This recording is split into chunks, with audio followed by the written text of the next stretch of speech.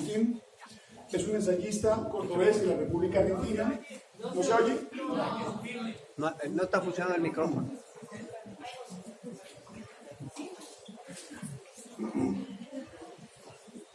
¿Aló?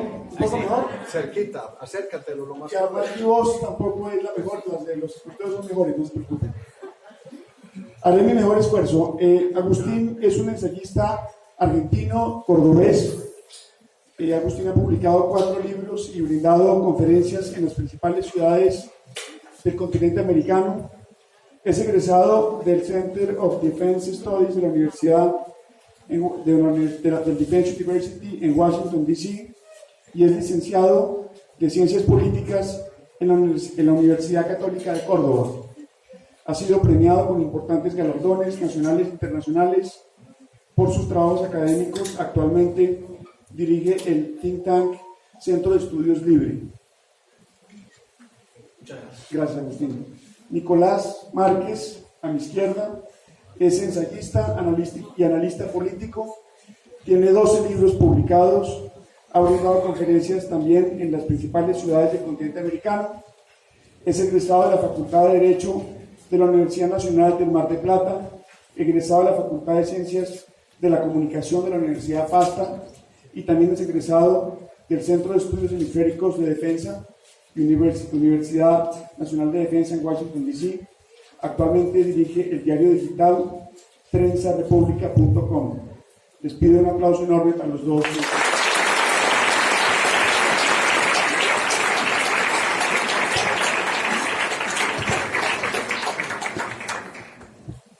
Bueno, muy buenas noches. Bueno, ahora que vea cómo me acomodo esto.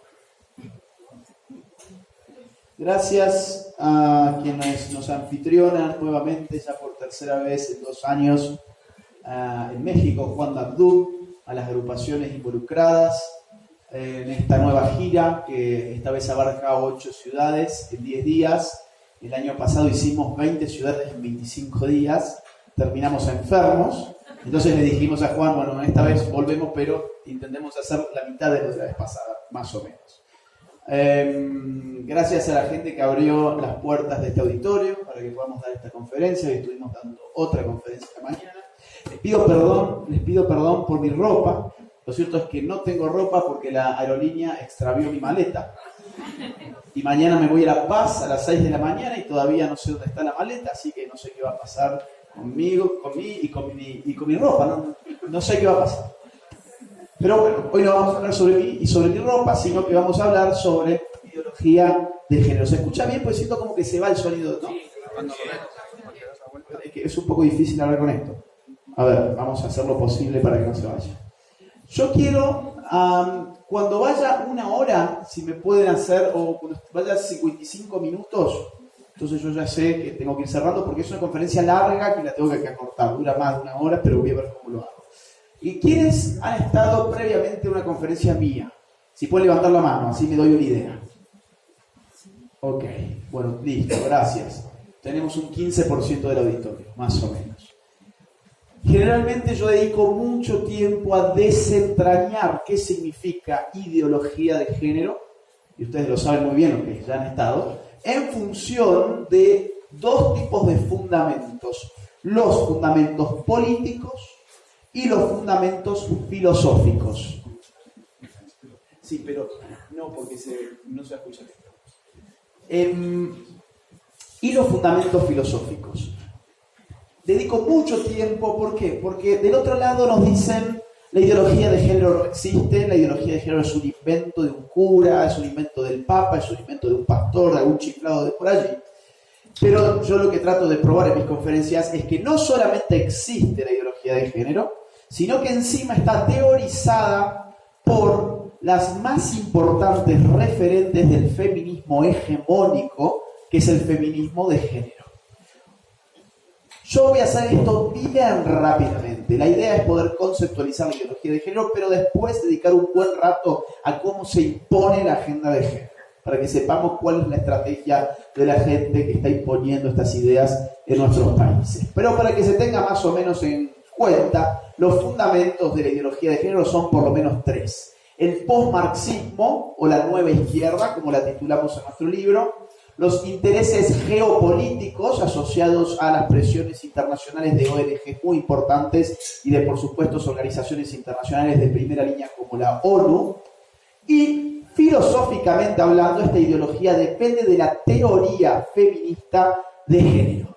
Me voy a concentrar en este último punto. La teoría feminista de género es la teoría que da sentido intelectual a la ideología de género. ¿Dónde arranca la teoría feminista de género? En Francia, con una autora francesa llamada Simone de Beauvoir, que escribió en el año 1948 un libro titulado El segundo sexo, un libro que lo pueden conseguir en cualquier tipo de librería en México, y cada vez que vengo a México recorro las librerías porque me gustan mucho y tienen muy buenos precios aquí en México, porque ustedes pagan mucho impuesto también para los libros.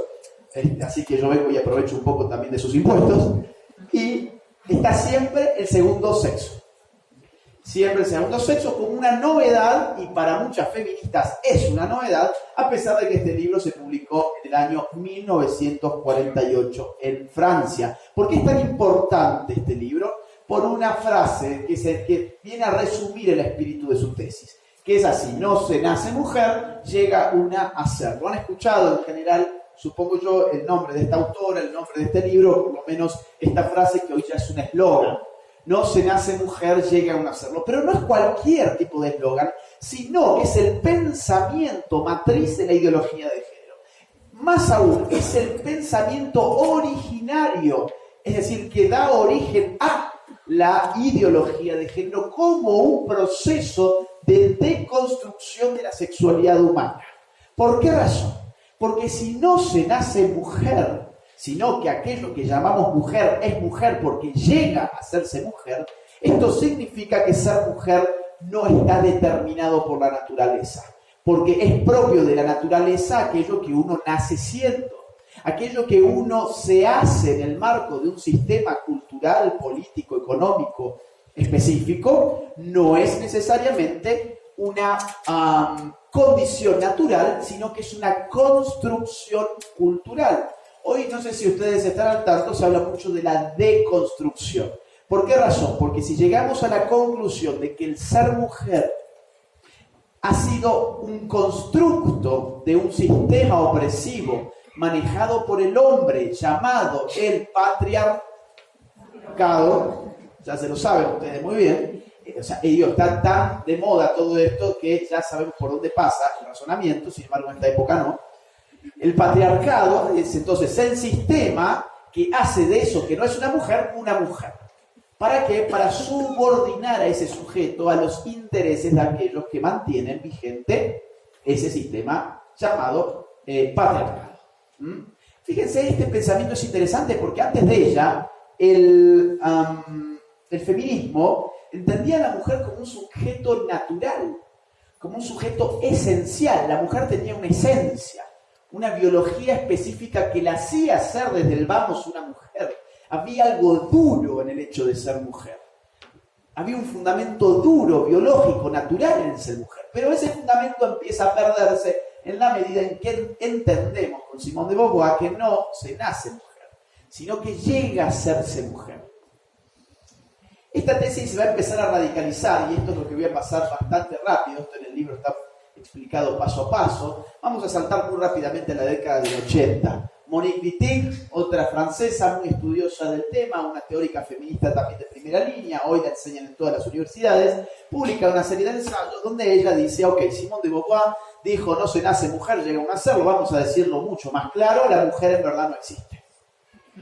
Qué raro, ¿no? Es decir, aquellos que dicen representar a las mujeres, al mismo tiempo nos están diciendo que hay que deconstruir aquello que mujer significa para poder liberar a la mujer de esa construcción que ha sido impuesta por el macho, por el hombre. Ustedes pueden pensar, esto es una tontera, todos entendemos que la mujer sí existe.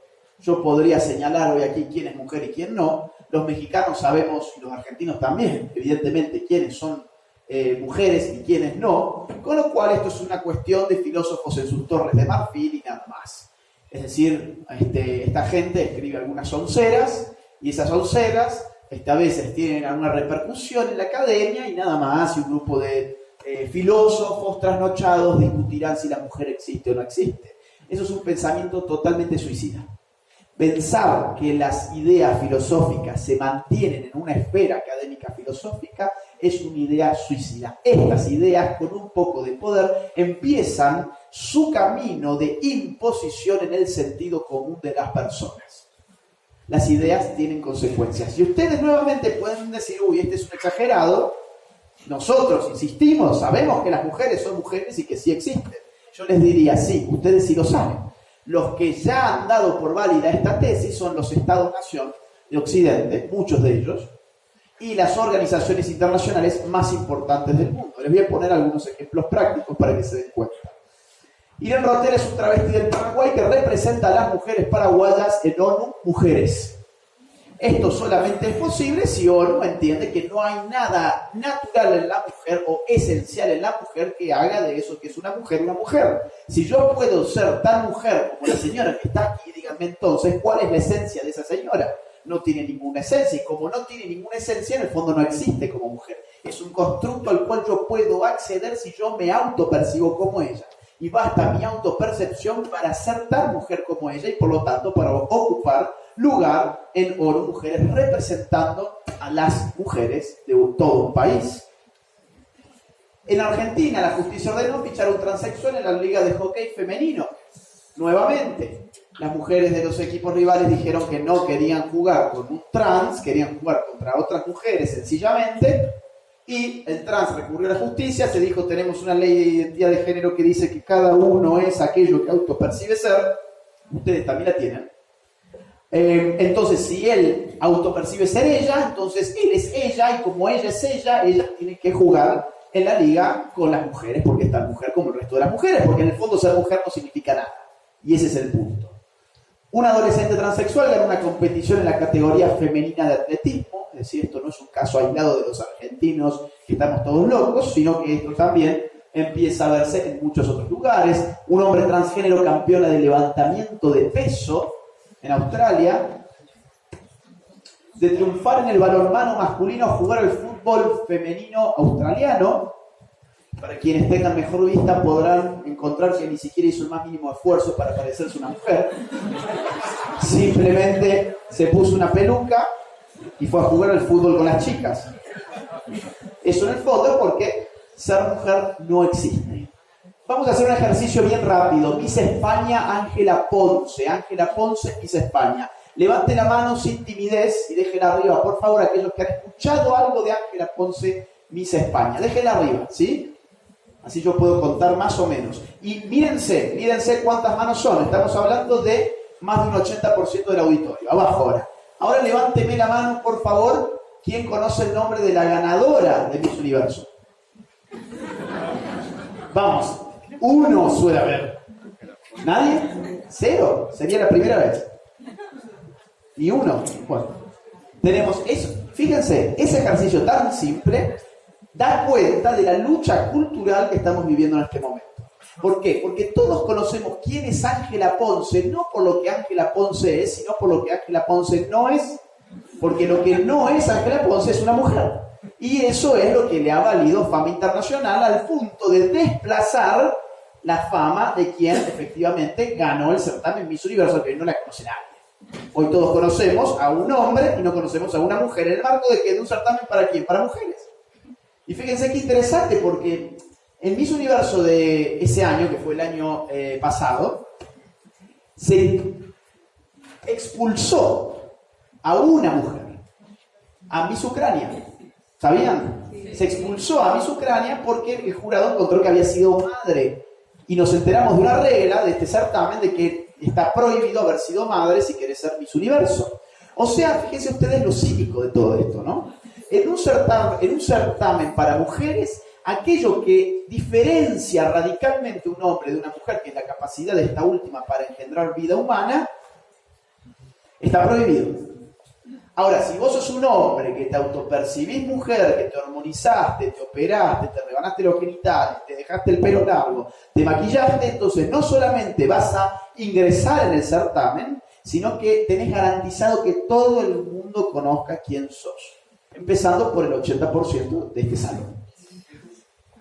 Esto está pasando en muchos lugares, no es solamente de España. Histórico, 2 mujeres trans serán candidatas a la reina de la vendimia. Acá hay una guerra semántica que tenemos que empezar a mirar con ojo crítico. 2 mujeres trans, ¿qué son? ¿2 mujeres? No, son 2 hombres que autoperciben ser mujer. Pero acá hay una, ya lo vamos a ver luego, cómo se impone con el tema de modificar las palabras, porque modificando las palabras se modifica la percepción de la realidad. 2 noticias separadas por 6 meses de los Estados Unidos. Trasladan a un violador a una cárcel de mujeres tras su cambio de sexo. 6 meses más tarde aíslan por conducta obscena a un violador transgénero que cumple pena en una cárcel femenina. La pregunta es ¿qué esperaban de todo esto? ¿Qué esperaban?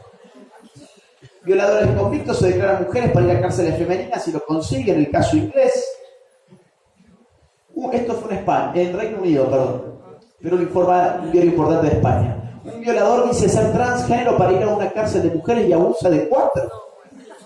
Claro, tenemos un estado que nos dice la autopercepción basta para definir la realidad de cada uno y quien diga que la realidad autopercibida por cada quien no es la correcta es un homofóbico. Y resulta que bajo esas autopercepciones se legitiman este tipo de casos y se ponen a las mujeres en riesgo. El Diario de España nos informa que un bombero acusado de maltrato cambia de sexo durante el proceso judicial. Claro, para que lo juzguen no bajo la figura de violencia de género, sino de mujer a mujer, ¿no? Esto es de Argentina, nació mujer, cambió su identidad de hombre y lo metieron a la cárcel de varones y ahora está en crisis. Al revés, el caso opuesto. ¿Por qué yo les traigo estos casos muy actuales todos? Para que ustedes vean nuevamente que las ideas tienen consecuencias.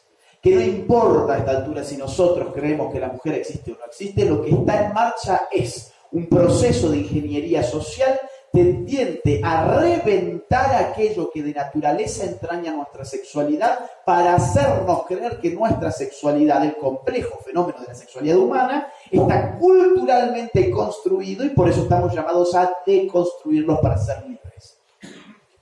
Vamos a volver rápidamente un poquitito más de teoría nomás. Judith Butler, la más importante de las teóricas de género, estuvo hoy en la UNAM. Ella puede venir a dar sus conferencias en las universidades de México y nosotros hoy íbamos a estar en una y nos censuraron porque lo que nosotros hablamos no puede ser dicho en las universidades. Pero ella hoy habló con total libertad y fueron todos los medios de comunicación y estuvo fantástico. Judith Butler es de California, escribió El género en disputa. Este es el libro más importante de los ideólogos del género hasta el día de hoy. Se enseña en todas las universidades de ciencias sociales y humanidades. Este libro se publicó en la década del 90 y su tesis se puede resumir como ella misma lo hace. Ella dice así: el sexo siempre fue género, con el resultado de que la distinción entre sexo y género no existe como tal. Parece un trabalenguas, ¿no? El sexo siempre fue género, con el resultado de que la distinción entre sexo y género no existe como tal. ¿Qué significa? Que hasta ese momento había 2 grandes esferas que explicaban la naturaleza sexual, la sexualidad humana. 1, sexo. ¿Qué es el sexo? Aquello de biológico y natural que tiene nuestra sexualidad. Género, ¿qué es el género? Aquello de socialmente construido, de socialmente adquirido, de cultural que tiene nuestra sexualidad. Por ejemplo, que las mujeres tiendan a usar zapatos con tacón, ¿es propio del sexo o es propio del género? Del género. ¿Por qué? Porque ninguna mujer nace con un zapato de taco puesto. Es propio de las estrategias de distinción cultural que todas las sociedades humanas llevan adelante para diferenciar también culturalmente a los sexos. Porque en esa diferenciación se encuentra la atracción. Entonces, todas las comunidades humanas, habidas y por haber, diferencian culturalmente aquello que naturalmente ya está diferenciado. Porque en esa diferenciación, repito, se encuentra la atracción y los mecanismos de seducción. Pero esto es visto como un horror que tenemos que suprimir. Pero todavía más que eso, el sexo siempre fue género. ¿Qué nos está diciendo? Nos está diciendo que a la hora de explicar la sexualidad humana, nos basta con recurrir a una única variable que es la del género. ¿Por qué? Porque el sexo siempre fue género. Entonces, desterremos la biología, desterremos la psicobiología, desterremos la anatomía, la fisiología, las neurociencias, la genética, la embriología, desterremos todas aquellas ciencias duras que vienen a confirmar que nuestra sexualidad es dura, está naturalmente condicionada. ¿Por qué? Porque queremos vivir bajo una ideología que nos dice que el sexo siempre fue género y entonces como el género es cultural, el género se puede subvertir, se puede deconstruir. La última, que se las comento bien rápido, española, Beatriz Preciado, el Manifiesto Contrasexual, lo consiguen también en cualquier tipo de librería aquí en México. Lo vi justamente ayer, acá por ahí, en un mall, que no recuerdo el nombre. Vamos a leerla rápidamente para que vean cómo todo esto no son inventos míos, sino que están en sus propios libros. Dice así: los hombres y las mujeres son construcciones. Esta es la palabra clave, la construcción. Los hombres y las mujeres son construcciones del sistema heterosexual de producción y reproducción que autoriza el sometimiento de las mujeres como fuerza de trabajo sexual y como medio de reproducción. Esto es neomarxismo puro. Sigue así: la contrasexualidad es su estrategia. La contrasexualidad apunta a sustituir ese contrato social que denominamos naturaleza por un contrato contrasexual. Y uno llega a esta instancia y dice: ¿qué? No entendí nada. Y como no entendí nada, supongo yo que estoy frente a algo muy científico. Esta gente escribe de manera encriptada precisamente para que el resto de los mortales digan: no entiendo nada, entonces debo estar frente a una mente brillante. Pero piénsenlo 2 segundos.